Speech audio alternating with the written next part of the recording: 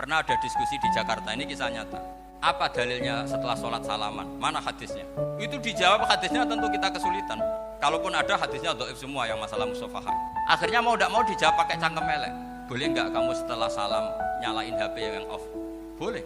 Boleh nggak ke kamar mandi? Boleh. Oh berarti kencing boleh, nyalain HP boleh. Yang nggak boleh itu ingat Allah. Karena mereka mengkritik wiridan, kritik salam. Ada nggak hadisnya orang setelah sholat nyalain HP? Nggak ada kan? Tapi mereka nyalain HP nggak hambatan. Tapi untuk salaman masalah kan. Ke kamar mandi boleh. Tapi untuk wiridan enggak boleh. Akhirnya mereka sadar, oh iya. Itu gerakan cangkem melek, tapi jadikan orang sadar.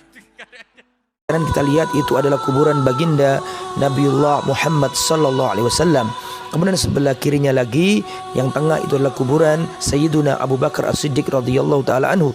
Yang paling kiri adalah kuburan Sayyiduna Umar bin Khattab radhiyallahu anhu. Kemudian nampak juga kamar Sayyidah Aisyah radhiyallahu anha. Beliau memberikan hijab setelah dikuburkannya Umar bin Khattab. Kemudian ini semua adalah kamar Rasulullah bersama Aisyah di masa Rasulullah masih hidup.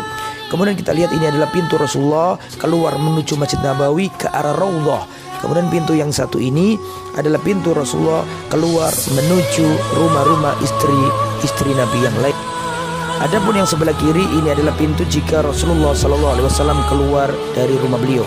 Adapun yang paling kanan kita lihat itu adalah jendela yang kalau dari luar jika kita melewati makam Rasulullah, di tempat itulah kita mengucapkan salam kepada Rasul, Abu Bakar dan Umar radhiyallahu. Asyhadu an la ilaha illallah. Dialog Nabi Yahya alaihissalam dengan iblis laknatullah. Abu Muqatil meriwayatkan dari Salih bin Sa'id dari Abu Sahal dari Al-Hasan bahwa Rasulullah SAW bersabda, suatu ketika iblis laknatullah sang pengingkar Allah Subhanahu wa taala mendatangi para nabi dan berbicara dengan mereka. Ia mendatangi semua nabi, mulai dari Nabi Nuh alaihissalam sampai Nabi Isa ibnu Maryam alaihissalam, serta kepada nabi-nabi yang hidup di antara keduanya.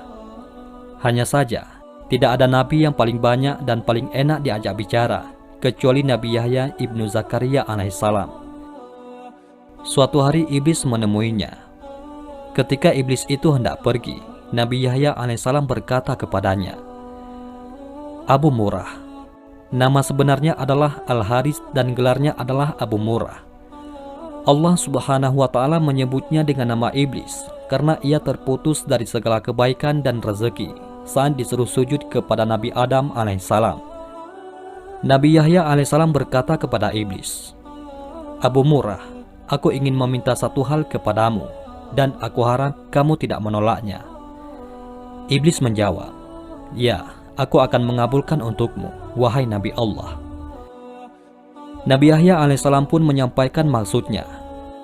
Aku ingin kamu menampakkan bentuk dan rupa aslimu, serta memperlihatkan berbagai bentuk perangkapmu yang kamu pergunakan untuk membinasakan dan mencelakakan manusia. Mendengar permintaan Nabi Yahya alaihissalam itu, iblis berkata, Anda meminta sesuatu yang sangat berat. Permintaan Anda membuatku berada dalam kesulitan. Namun aku tidak bisa menolak permintaanmu. Hanya saja, aku harap jangan sampai ada orang lain bersama Anda yang melihatku. Akhirnya, keduanya pun bersepakat untuk bertemu pada esok harinya di saat siang. Pada keesokan harinya, pada saat yang telah ditentukan, iblis tiba-tiba muncul dan berdiri di hadapan Nabi Yahya alaihissalam. Ia melihat ketentuan Allah Subhanahu wa taala yang agung.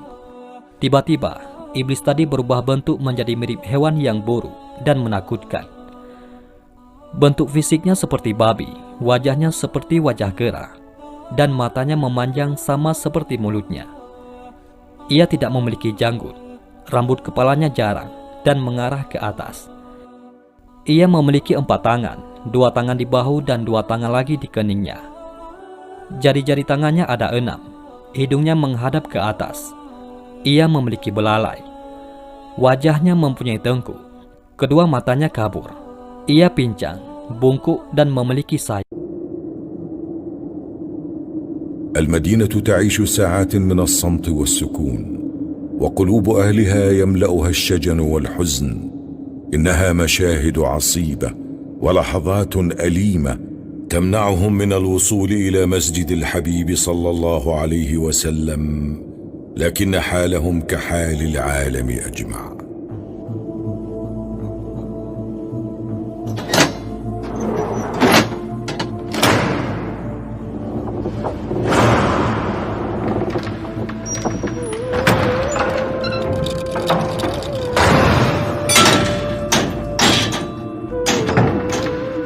أبواب المسجد النبوي تغلق والصلاة فيه تعلق إلا عن الإمام ونزر يسير من المصلين، ودموع خطيب المسجد النبوي تذرف لغياب حضور جموع المسلمين.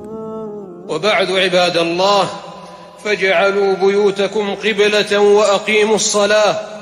اجعلوا بيوتكم قبلة وأقيموا الصلاة، واغرسوا في دوركم رياض الجنة، واذكروا الله، وانشروا مصاحفكم، واتلوا كتاب الله، وطوبى لمن كان.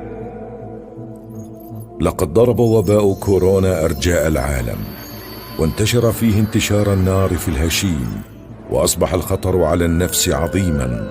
فبعد اجتياحه للمملكة وارتفاع حالات الإصابة به، اتخذت الجهات المعنية مجموعة من الإجراءات الاحترازية المكثفة، أولها إيقاف العمرة والزيارة، وحيث إن المسجد النبوي الشريف من الأماكن التي يجتمع فيها آلاف المصلين.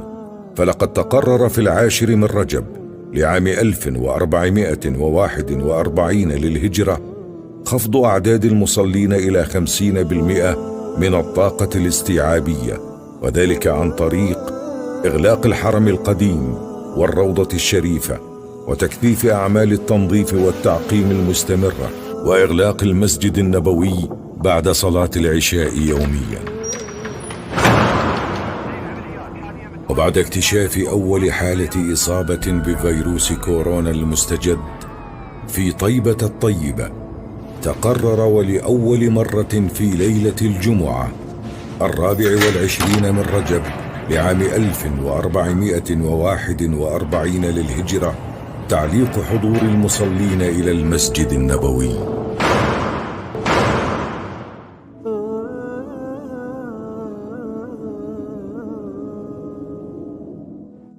فيا الله أبواب. Bisa cerita nggak waktu itu gimana sih mimpinya? Awalnya itu bilang ke papa, "Pah, aku maunya ngafal sampai 15 juz saja, nggak mau sampai 30 juz." Selama beberapa menit kemudian saya ngambil air wudhu. Habis itu tidur baca Al-Muluk.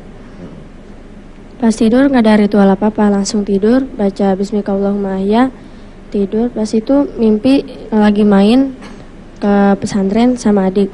Lagi main ayunan, tiba-tiba ada dua orang kayak lampu nggak kelihatan datangin kita berdua.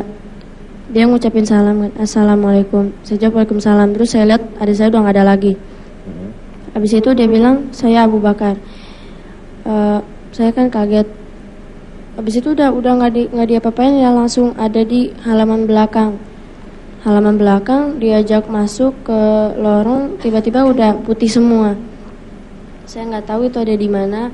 Terus saya lihat ada satu buah rumah yang berbahan dari kayak batu hajar aswad, warnanya hitam mengkilap. Terus ada mutiara-mutiara warna emas di situ.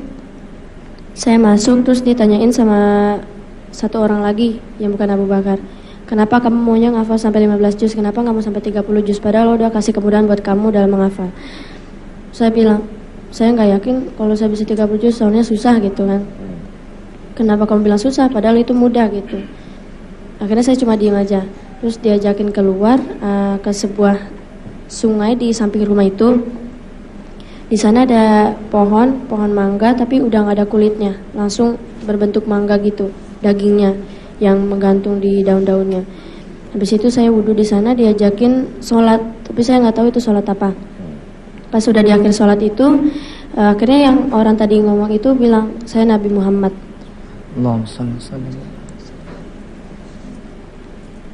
Habis itu saya cuma bisa sholawat aja kan. Pas keluar dari pintu itu langsung ada lagi di taman. Terus Rasulullah bilang, kalau kamu yakin ngafal Quran itu,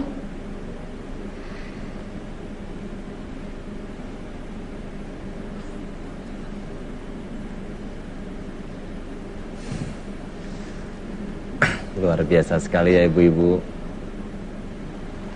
Mungkin semua kita ingin mengalami mimpi bisa bertemu dengan Rasulullah.